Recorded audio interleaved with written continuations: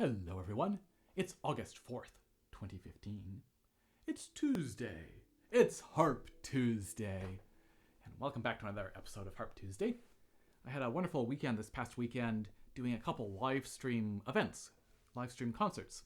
And on Sunday I did a short concert, a mini concert I guess, half an hour, and one of the pieces that I played was Prokofiev's Prelude in C, which is it's a great little piece, and I'm going to do a Harp Tuesday episode on it. This is a piece that I actually recorded all the way back in 1997 on the second of my CDs. This is an afternoon of harp music. And as I say, I play this on Sunday, and I just uploaded the video of that, so you should be seeing a link to go and watch that if you want. It'll open in a new window, and it's a fairly short piece. So maybe go take a listen if you don't know the piece, and I'm going to just talk a little bit about it. So it's a lot of fun to play, very happy piece. This is his Prokofiev's Opus 12, and this Opus 12 is a collection of preludes for the piano, but this one, number 7, was written for piano or harp. Now, the version that I played is the Salzedo edition. So, Salzedo came along and he did a few changes that I'm going to talk about, and one sort of big change.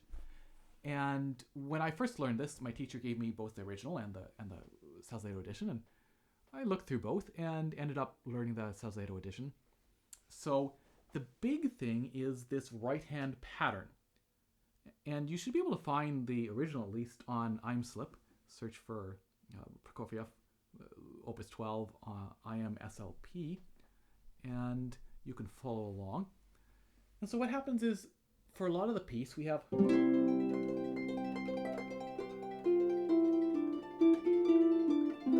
left hand's playing the tune, and the right hand has got this little steady stream of 16th notes. And so in the original, here's how the pattern works. It's 1, 3, 2, 4, 1, 3, 2, 4.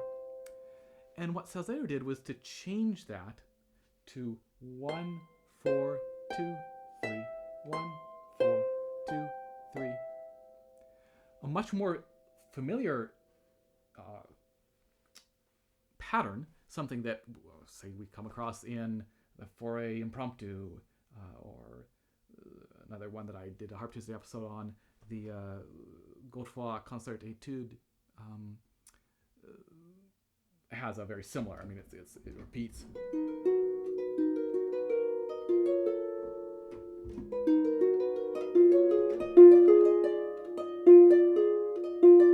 But we have that 4, 2, 3, 1 pattern going up. And it fits very nicely under the hand. So again, what Salzedo did was, we still have the thumb always starting. We still have 2 always playing the 3rd 16th. But instead of 3 and then 4, he's got 4 and then 3. So here's the Salzedo edition. And here's the original. No, I can't play this fast. So there's not a huge difference in sound, I don't think, to my ear, especially because most of the time the left hand's playing, we're hearing the tune, and the right hand's just this little murmur. And this, to me at least, fits much more nicely under my fingers. That pattern works quite well. And I was trying to pinpoint exactly why the other one feels so awkward. I'm not exactly sure. It's also possible that, again, that if I practice that more, it would get better. I worked on it years and years and years ago when I learned this, but this time, for example, when I worked the piece back up, I didn't try the original way. So I don't have a great baseline in terms of saying exactly how it feels, but to me it definitely feels more awkward. And when you're dealing with something like this, where the right hand's for an extended period is continually playing, never coming off the strings, getting a chance to relax, I think it's really important to make sure it's comfortable, because there's always the risk of some sort of injury or pain occurring. So to me, it's a trade-off, right? Obviously, we want to play what the composer wrote. But especially playing the harp, we have to also deal with the fact that sometimes composers are writing for the harp without being completely familiar with the instrument or completely aware of what works and what doesn't. So that's that trade-off. Are we willing to accept this slightly different pattern with the bonus that it feels, to my hands at least, much easier, versus the fact that maybe it sounds a little different and is not exactly what the composer wrote.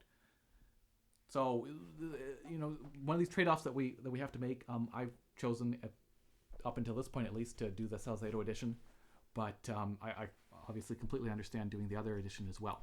But anyway, just if you weren't aware of that, there is that option of doing that 1, 4, 2, 3. And I'll talk about that in a moment, playing that.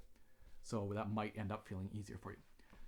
Salcedo did a couple other changes in on both of these editions at least. The fourth line, there's a chord, the left hand does. And in the original, it's marked as 4 notes. And Salcedo changed that to just 3 because it's very fast. Trying to find 4 is potentially pretty awkward. I don't know. I just do the 3. I don't think we can hear that at all.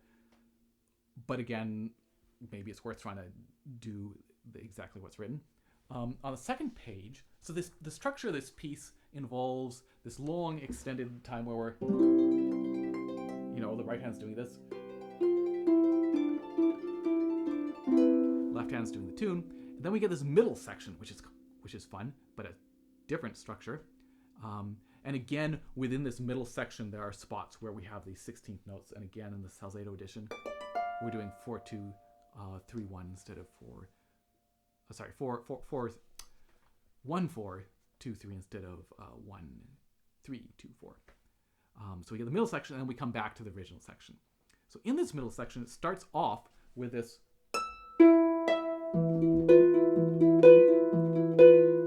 And these notes in the right hand are accented, or marked with an accent. And what Salcedo did is he doubled them. So he put an E flat, an E natural, and he put an F flat. Same sound, 2 strings, right? And then a C flat and a B natural.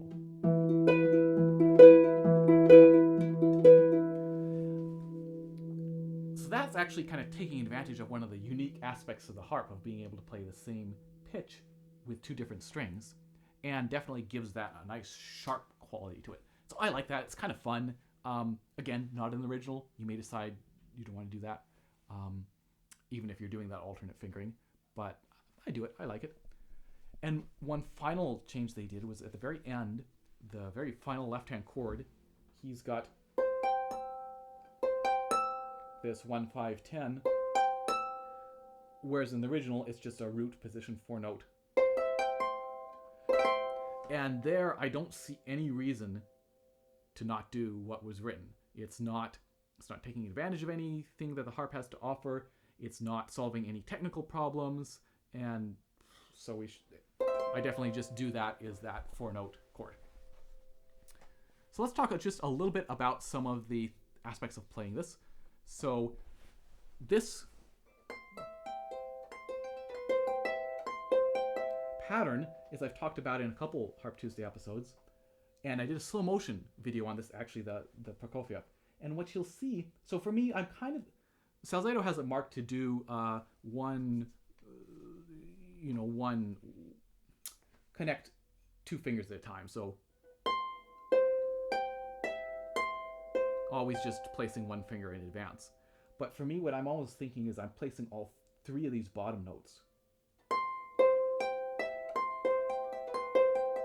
That's kind of what I'm thinking, but if you watch the slow motion video, what I'm actually doing is placing just 4 and 3 on the bottom, and 2 comes on a moment later, so that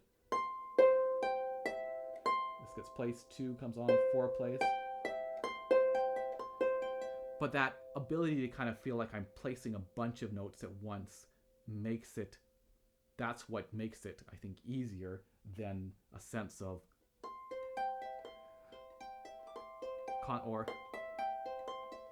constantly placing just 1 finger in advance. And it's got to be even. Practice it loud and strong and slow, and try to get that as even and comfortable as possible. Always being aware of relaxation and tension in the arm, and not playing to the point where you're causing yourself pain, not practicing to the point where you're causing yourself pain. Let's see, I have my little notes here. So then I want to talk about the left hand, because a lot of this, the left hand is playing the tune. And a lot of this, the tune are these thirds.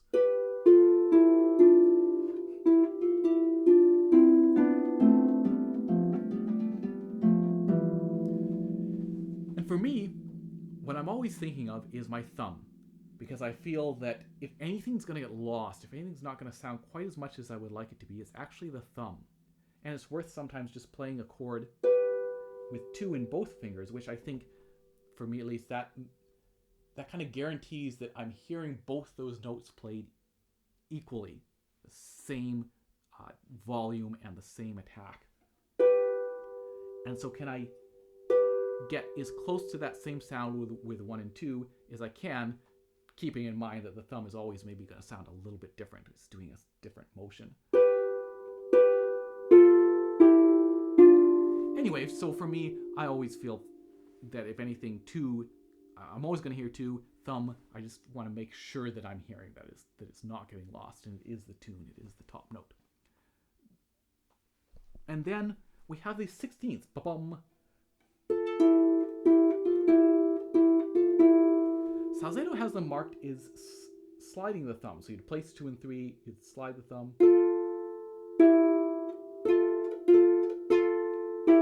And I actually rarely slide my left thumb, so I can do that. I can do that better on my right hand.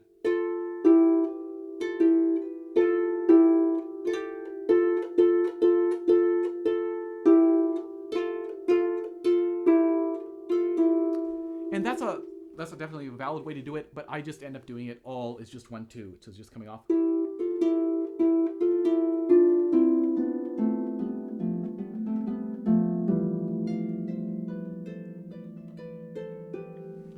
Etc., etc. And I actually kind of like the feel of that better, of feeling that I'm coming off on the 16th note, but that it's sounding like it's a little bell, right? Bum, bum, bum, rather than bum. Rather than thinking of it as attached to the next chord, I want to hear it as being a chord in and of itself. Ba-bum, bum, ba-bum, bum. So, and I find I'm able to do that. I generally don't buzz, because that is, we're having to find that next chord pretty quickly, while that A is still ringing. There's risk of the thumb buzzing, but I find it's pretty safe that way. So, anyway, that's just another spot to be aware of some different options. And then I wanted to talk a little bit about that second page, dynamics. And actually, I'm going to pop up a link to, this is supposed to be Prokofiev playing this Prelude. Prokofiev himself. Interesting to listen to him play it. And of course, he doesn't necessarily do exactly what he has written in terms of dynamics, which is, I think that happens more than once. With different composers when you hear them play their own pieces, myself included, I'm sure. And on the second page, it's just kind of interesting because we have this long extended section with these thirds where we're going down. The right hand, of course, is.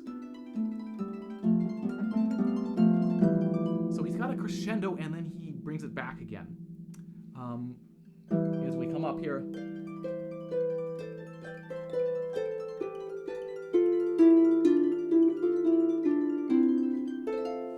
and to me, I like that idea, but I don't end up doing much in the right hand.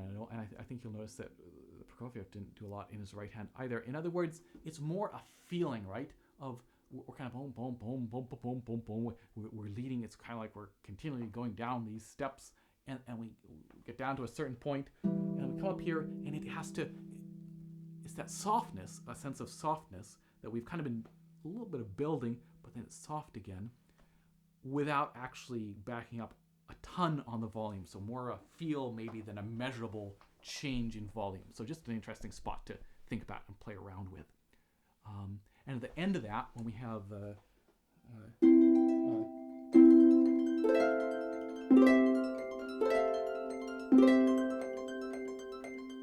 this is another great spot for me to think about the thumb, because we really want to hear, we're going to hear the start of these broken chords, but we really want to hear that transition from the E to F and back again. So anyway, just some things to think about on that. Final spot I want to talk about is this scale going up. And I think for me at least, it's the hardest part of the piece. So this is on the 3rd page, and it's this little... It's a 9-note scale. So that's super awkward. If it's 8, no problem. We'll just do 4, 3, 2, 1, 4, 3, 2, 1. But if we want to connect a 9-note scale, suddenly we have to do, maybe 3, 2, 1, 3, 2, 1, 3, 2, 1. That involves 2 crossing unders, which just slow us down, right? Every time we have to cross under it, it adds a little bit of extra complication in time. And also, of course, by only doing 3 fingers, it gives us less time to get set. With this, we got that time in the middle, 3 and 2, before we have to worry about a cross under. Whereas here, we're constantly having to get ready to cross under. So it does add a certain amount of difficulty in trying to make a really fast scale when you're trying to cross under those 2 times. Of course, we could also do something like 4, 3, 2, 1, 4, 3, 2, 1, maybe 3 or 2 or something. That is probably a better option than 3, 2, 1, 3, 2, 1, 3, 2, 1. What Salcedo suggests is to slide that 4th finger. So we're going to start, with 4, 3, 2, 1, but 4 and 3 with a gap in between. So we slide 4 and then play.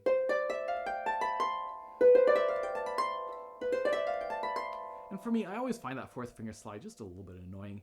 And so I find this an awkward little spot that definitely demands a certain amount of practice, and I'm never completely happy with it. But yeah, so if you have an alternate fingering for that, I'd love to hear that. Again, I think maybe 4, 3, 2, 1, 4, 3, 2, 1, 2 or something like that. Maybe that's an option. But I do think that 4th finger slide does do the job. It's just a little bit awkward.